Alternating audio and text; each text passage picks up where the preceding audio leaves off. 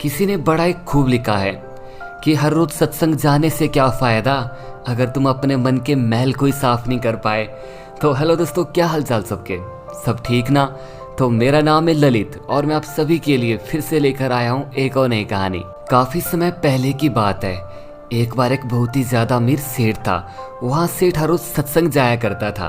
उस सेठ ने अपने घर पिंजरे में एक तोता पाला हुआ था। एक दिन तोते ने अपने सेठ से पूछा, आप हर रोज कहाँ जाते हो?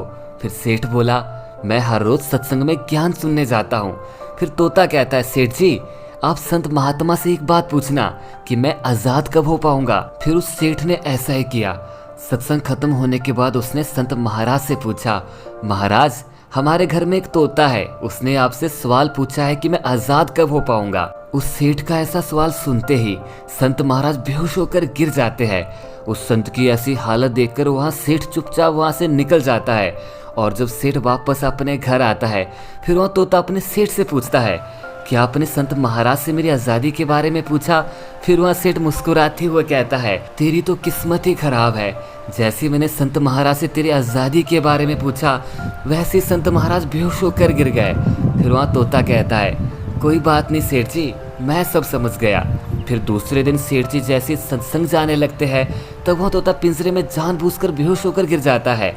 वहाँ सेठ उसे मरा हुआ मानकर जैसे उसे पिंजरे से बाहर निकालते हैं तो वहाँ तोता उड़ जाता है। फिर जब वहाँ सेठ सत्संग पहुँचता है फिर संत महाराज उससे पूछते हैं कि कल आप जिस तोते के बारे में पूछ रहे थे आज वो तोता कहाँ है? फिर सेठ जी कहते हैं, महाराज आज सुबह सुबह वो जानबूझकर बेहोश हो गया, मैंने सोचा कि यहाँ तो मर गया, इसलिए जैसे ही मैंने उसको बाहर निकाला वहाँ तोता उड़ गया। फिर संत महाराज ने सेठ से कहा, देखो तुम इतने समय से सत्संग सुनकर भी आज तक सांसारिक मोह माया के पिंजरे में फंसे हो और उस तोते को देखो बिना सत्संग में आए मेरा एक इशारा समझकर आज़ाद हो गया। इसलिए यहाँ छोटी सी कहानी हमें सिखाती है कि हम लोग सत्संग में तो जाते हैं, ज्ञान की बड़ी बड़ी बातें करते भी है और सुनते भी है, लेकिन हमारा मन तो हमेशा सांसारिक बातों में उलझा रहता है। सत्संग में भी हम सिर्फ उन बातों को पसंद करते हैं जिसमें हमारा स्वार्थ सिद्ध होता है, जबकि सत्संग जाकर हमें सत्य को स्वीकार कर सभी बातों को महत्व देना चाहिए। और जिस असत्य, झूठ और अहंकार को हम धारण किए हुए हैं उस अहंकार को हमें साहस के साथ मन से उतार कर सत्य को स्वीकार करना चाहिए। तो मैं आप सभी से उम्मीद करता हूँ कि आपको यह कहानी पसंद आई हो।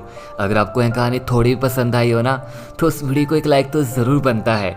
और अगर आपको ऐसी वीडियो और भी चाहिए तो आप मेरे चैनल को सब्सक्राइब भी कर सकते हो।